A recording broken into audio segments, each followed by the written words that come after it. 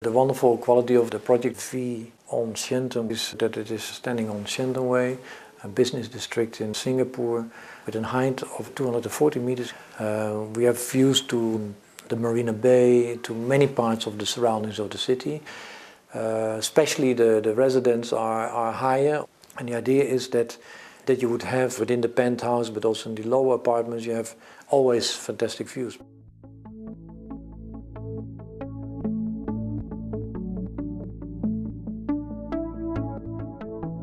What's quite nice is that you have the size of the project with the towers and the height.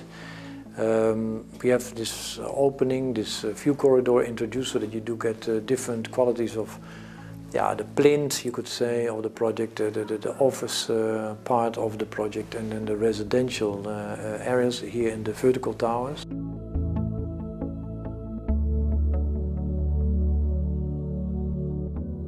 So if you talk about the entrance towards the project, Shenton Way, if you have then the infrastructure of it and the movement and the way how the line of the road is picked up by the line of the facade and the texture of the facade, then the sculptural quality of the facade is held up by this line and frames it. So this line will be to be seen during the day. That will be lit up in the night also. So in the night we will try to see if that movement, what we find in the surroundings, in the movement of the surroundings, we find it up also back then in the line of the way how this light comes back into the development of an animated line within the facade.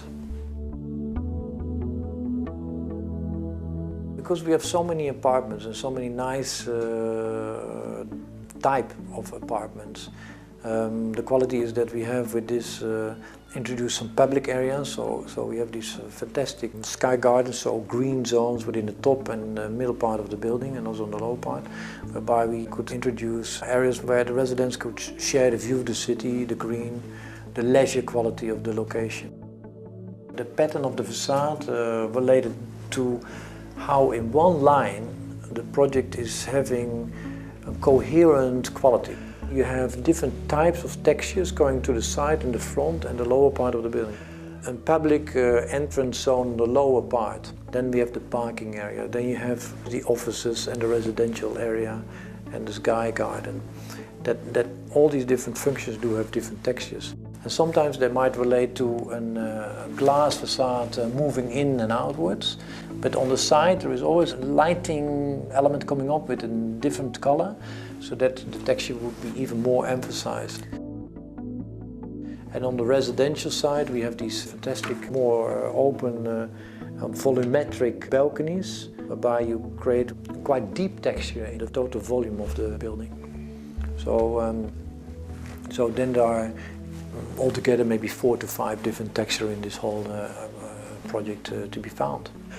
What is nice when you're entering the building, then there is this wayfinding element to be found in the ceiling of the project, whereby the lines of the ceiling, like the line in the facade, picks up a way of how you can find where the elevator and the counter within the building are. And it's very inviting, especially with the higher V columns we have at the entrance there.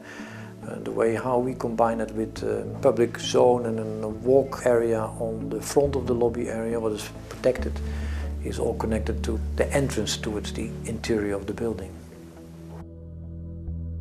There are not only different functions to be found in this project, but it's also having, of course, an incredible presence within the whole organization of the city. So it is a very public project in a way. We see it more as a sculptural object. Apart from that, of course, that there are programs and functions behind it. The texture refers more to a way of how we can dress the future within buildings than only purely to the function of the building alone.